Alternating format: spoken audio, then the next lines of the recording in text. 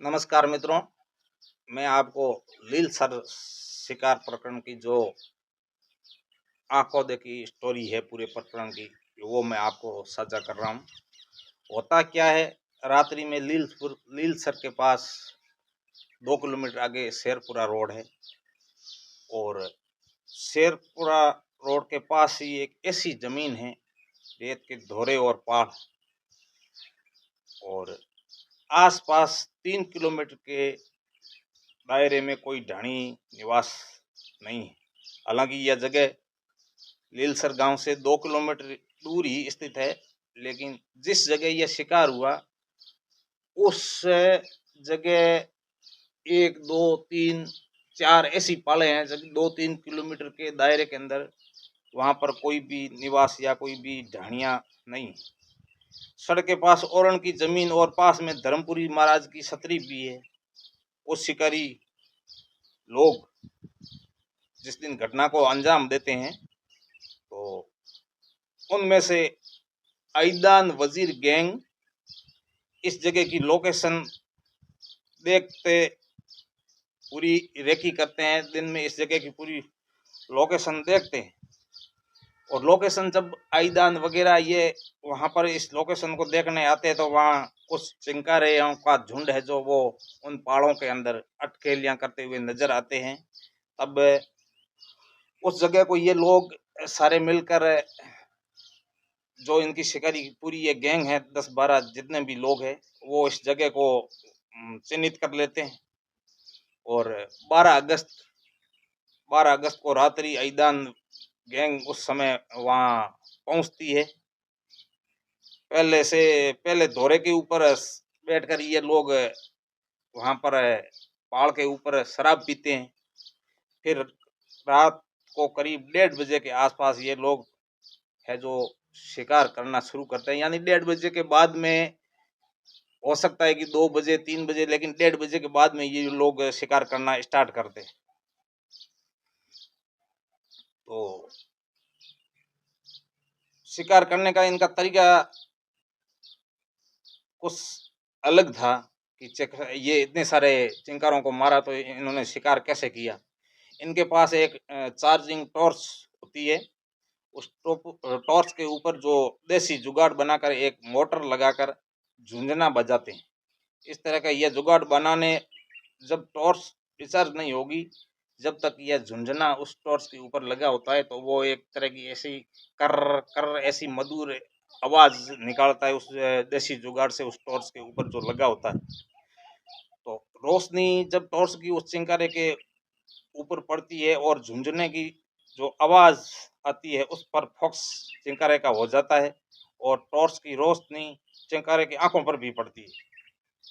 इतने में ही पीछे शिकारी लट लेकर एक वार करता है, जिसे चिंकारे के सिर या कहीं हड्डी पर लगता ही वो गिर पड़ता है। क्योंकि जब वो रोशनी के ऊपर उसका फोकस होता है तो पीछे से जाके शिकारी उसके ऊपर वार करता है तो एक वार से ही उसकी कहीं भी फ्रैक्चर हो जाता है, जैसे सिर में हो गया, गर्दन में हो गया या रीढ़ की हड्डी पर हो, कहीं भी लगे तो वो गिर जाता है। हालांकि घायल होने के बाद एकदम खत्म तो होता नहीं है, लेकिन शिकारी पास में जाकर उसकी हाथ से गला घोंट कर मार देते हैं। जैसे घायल हो गया, लत मारा, अगर वो तड़प रहा है तो ये लोग उसका गला घोंट के मार देते हैं ताकि चिंकारे की चीख आसपास तक सुनाई नहीं दे। बस इसी तरीके से ये एक नहीं, दो नहीं, 10 शिकारों को मार दिया जाता है। हालांकि रात्रि में चिंकारे छोटे मोटे झुंड में ही रैन बसेरा करते हैं। एक को जब मारा जाता है बाकी भय से भागने तो लगते हैं। शिकारियों की संख्या लगभग इस प्रकरण में 8 से 10 लोगों के बीच होती है। एक साइड प्लास्टिक जाली लगाकर रखते हैं। प्लास्टिक जाली आजकल बाजारों में, दुकानों में आसानी से उपलब्ध हो जाती है। उसी जाली में फंसाने के लिए ये बाकी सभी शिकारी चिंकारों का पीछा करते हैं। 2 लोग लंबी जाली लेके एक तरफ खड़ा होते हैं और बाकी लोग चौतरफा घेर कर उस जाली के अंदर फंसाने के लिए ये चिंकारों का पीछा करते हैं।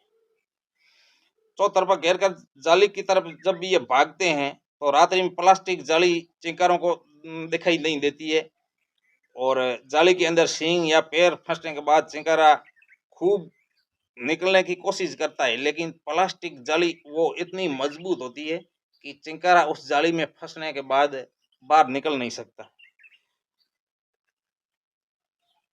अब उनको शिकारी को ये पता है कि जो चिंकारा उस जाली के अंदर आया है तो ये अब बाहर तो कहीं निकल नहीं सकेगा, तो चिंकारों को ये सिर के ऊपर ये डंडे से वार करते हैं, जिससे अधिकांश चिंकारों की तो जैसे सिर में डंडे का वार करते हैं तो मौत हो जाती है। यदि डंडे के वार से घायल है और चिंकारा मरा नहीं है तो ये धीरे गला घोंट कर मार मार देते हैं। ऐसे करके ये शेरपुरा पहाड़ में कुछ 10 चिंकारों का तो एक साथ शिकार करने में ये कामयाब हो जाते हैं। हालांकि कुछ अलग अवशेष पड़े थे, कुछ एक शिकारी बाइक पर भी लेके चले गए, लेकिन मौके पे 10 शिकारों के हाथ पैर बंधे पड़े थे। शिकार का मिशन पूरा होने पर गाड़ी बुलाई जाती है जो इनके शिकार कर लाने ले जाने में फिक्स होती है। वो गाड़ी आईदान वजीर की होती है जो मांगता गांव का निवासी है। आईदान वजीर मर्द चिंकारों को लेने के लिए रवाना होता है, लेकिन गाड़ी का टायर पंचर हो जाता है। इधर शिकारी शिकार करने के बाद एक जगह धोरों के ऊपर बैठकर फिर शराब पीने लगते हैं। शराब पीने के बाद फिर फोन मिलाया जाता है, गाड़ी कहाँ पहुंची बताया जाता है कि गाड़ी का टायर पंचर हो गया।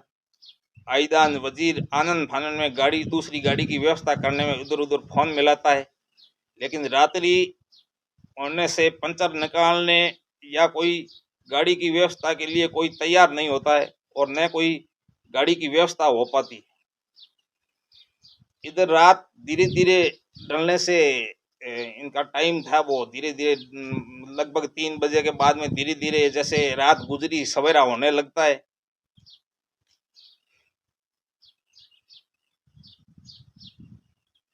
उस शिकारों का मांस मौके पर निकाला जाता है और बाइक लेकर रवाना भी हो जाते हैं।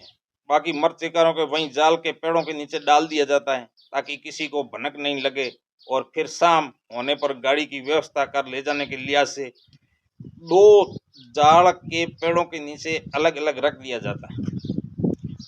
अब सवेरा होता है तो वहाँ का स्थानीय निवासी सीमाराम सब करके सवेरे होते ही अपनी भेड़ बकरियों को लेकर उन दौरों में जाता है, तो ऐसी सुनसान जगह कुछ कुत्ते भी अवशेषों को नोच रहे होते। सीमाराम साहू ने सोचा कि कुत्ते चिंकारे का शिकार किया है। थोड़ी दूर आगे जाता है तो एक जाल के नीचे 5 चिंकारों के हाथ पैर बंधे मर पड़े मिलते हैं। सीमाराम इधर उधर देखा, एक और जाल के नीचे पेड़ के 4 चिंकारों के वैसी हालात में पड़े हैं। चिमाराम सब मत शिकारों को लेकर मौके से डर के मारे भागने लगता है कि कहीं मामला उस पे नहीं आ जाए। घर की तरफ जाता है, चिमाराम का ही पड़ोसी उन्हें मिलता है, लेकिन चिमाराम के हाव भाव देकर पूछता है तो चिमाराम कहानी बताता है और सहम जाता है। फिर पड़ोसी चिमाराम को हिम्मत बंधाता है कि चलो मर्द शिकारों को लेकर गांव वालों को बुलाते हैं। 100% शिकार हुआ है। फिर दोनों वहां आकर उस आवारे कुत्ते घूम रहे थे उन्हें दूर भगाया और गांव के सरपंच लीलसर गांव के सरपंच हीराराम जी मुंडन और लीलसर जतनाथ आश्रम के महंत मोरनाथ जी महाराज सहित गांव के कुछ लोग पहुंचते हैं। घटना को देखकर हर कोई स्तब्ध था। चंद मिनटों बाद स्थानीय दैनिक भास्कर के पत्रकार और मेरे साथी जोगाराम जी मौके पर पहुंचते हैं। मुझे जोगाराम जी द्वारा इतला दी जाती है। मैंने कई विष्णुई समाज के और हमारे संस्था से जुड़े पदाधिकारियों को तुरंत मैं सूचना देता हूं। वहीं आधे घंटे में गाड़ी लेकर मैं मौके पे पहुंचा। फिर जैसे ही घटना की सूचना सोशल मीडिया पर मिली तो वन्य जीव प्रेमी घटनास्थल पर जुटने शुरू हो गए।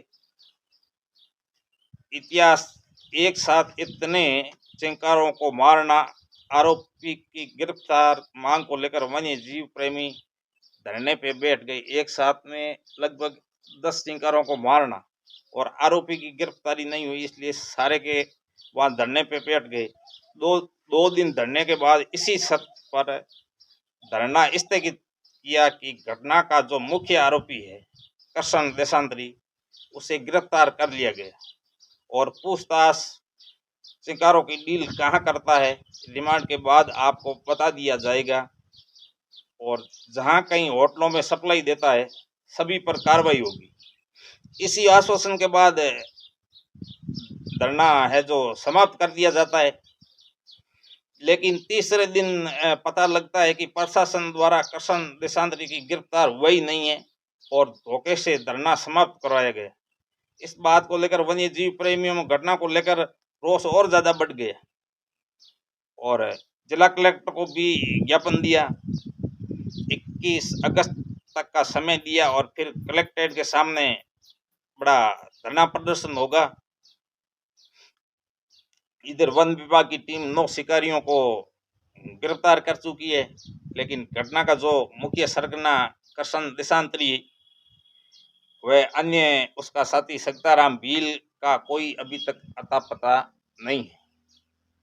इस घटना को लेकर प्रशासन ने जिस तरह धरना समाप्त करवाया बगैर आरोपी की गिरफ्तारी के, सवालिया निशान प्रशासन पर लग रहा है। आखिर पूरे मामले का पटाक्षेप क्यों नहीं हो रहा? इतनी बड़ी डील होटलों के अलावा हो नहीं सकती। घटना को लेकर तरह तरह के सवाल खड़े हो रहे हैं। आखिर जांच 6 दिन के बाद में आगे क्यों नहीं बढ़ रही और 9 आरोपियों को गिरफ्तार किया गया और कृष्ण देशांतरी अभी तक गिरफ्तार क्यों नहीं हुआ? इन सभी सवालों के जवाब कौन देगा? ये तो प्रशासन ही बता पाएगा। जो ये पूरी घटना की जो मैंने आंखों देखी स्टोरी थी वो आपके साथ में शेयर की। धन्यवाद।